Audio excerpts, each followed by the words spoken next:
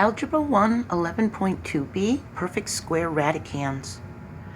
A principal square root means a positive square root or 0, a non-negative. This means the principal square root of a. If we saw x squared underneath the radical sign, it means we need to square the x squared first and then find the principal square root. X squared is x times x, so this one would equal x. We just take one of them. And x can be positive or negative on its own. X squared is not necessarily just a positive x. So take a look at this. Remember in grade school, you'd see a black line, just a line or a box or an empty space, and it would say 2 plus something equals 5. Well, we could say 2 plus something, a blank line, equals negative 5. Or instead of the blank line, we can put a variable there. 2 plus x equals a negative 5. That's why we use variables. But this variable and this blank line could be a positive or negative number. It's just an empty space that's taking the place of the unknown number. So we could say x is negative 7, because 2 plus negative 7 is a negative 5. So that means x equals a negative 7. So just because you see a plus sign here and a variable, think of it like a blank line. It could be anything. It could even be a negative number, okay? So you have to stay open-minded. So remember that x can be, or any variable, can be a positive or negative on its own. If x represents a positive 3, then the x squared would be 3 squared, which would be 9, and the square root of 9 is 3. If x were a negative number, then the x squared would be negative 3 times negative 3, wouldn't it? That would still give us a positive 9, because two negatives make a positive, and it would still be 3. Either way, x squared is going to equal the absolute value of x. We use the absolute value bars to prove and guarantee and ensure that our answer is known to be positive, okay? Any radical expression can be simplified to the absolute value. Remember the absolute value? It's a number's distance from 0 on a number line.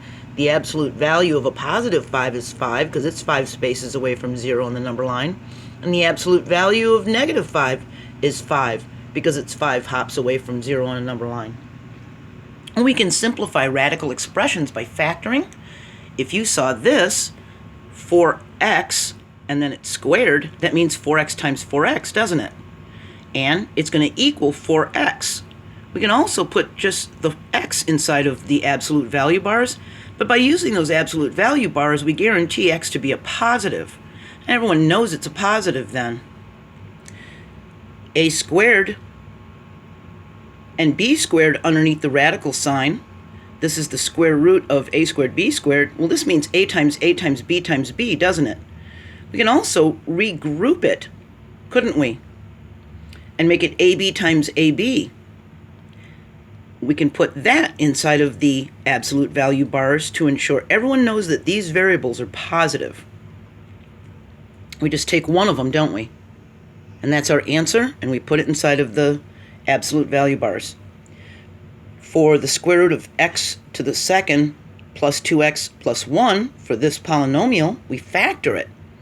And it factors out as x plus 1 times x plus 1.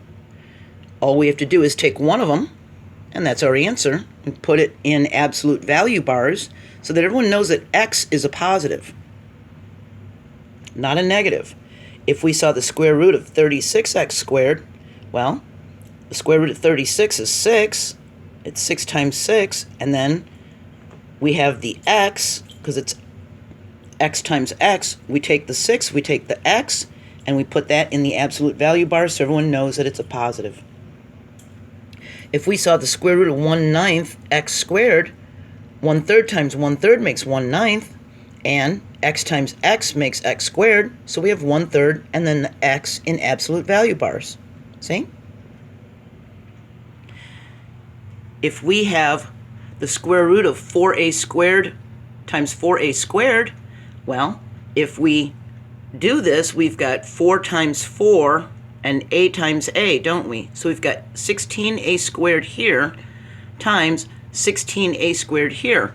We just take one of them, That's our answer.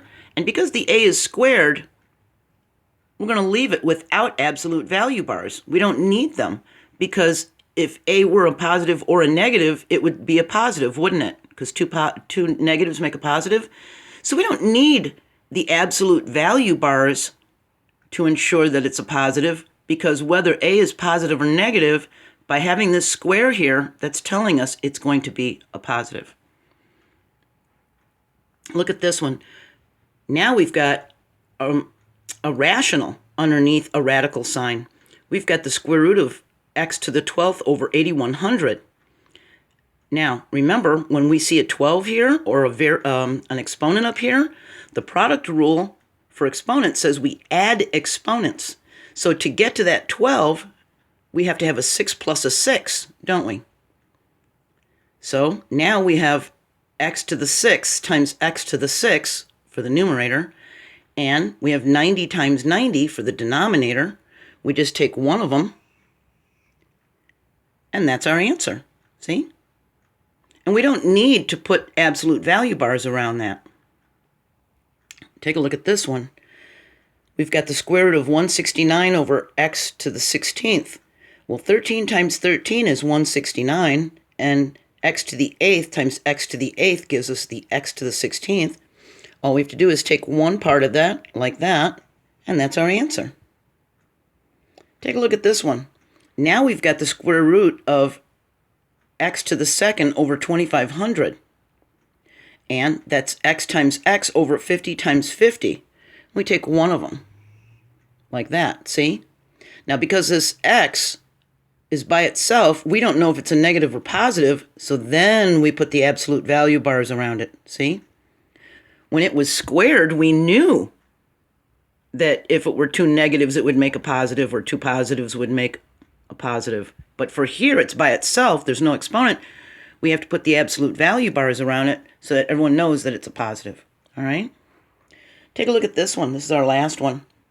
We've got the square root of 144 a to the 8th over 36b to the 6th. Well, 12 times 12 is 144, so we've got 12a to the 4th to split this 8 up, times 12a to the 4th. And the 36b to the 6th ends up becoming 6, because 6 times 6 is 36. And to split this 6 exponent up, we give b to the 3rd here and b to the 3rd here. And then our answer is right here. It's one of them. But if you look at 12 over 6, we can simplify that, can't we? This 12 over 6 can simplify to a 2. But because they don't have the same variable, the numerator has an a and the denominator has a b, we can't just combine them. So now we have 2a to the 4th over the absolute value of b to the 3rd power. See that? Or b cubed. All right, I know this is confusing, but hopefully I've given you every single example that could possibly come up. All right, our next video, 11.3a, we're going to talk about the product property for radicals. And if you want to get a review or a look at any of the previous videos we've done, we just did non-negative radicands, and we did an indirect proof. And all these are going to be in the description of the playlist, description of this video, so you can just click on them, all right? And hopefully that'll help you. And if you've skipped any videos, you might want to check this description, because there might be something in there that it can really help you, all right? So here's all the examples that might come up in your homework or on a test and how they were solved, okay? I'll see you next video. Bye.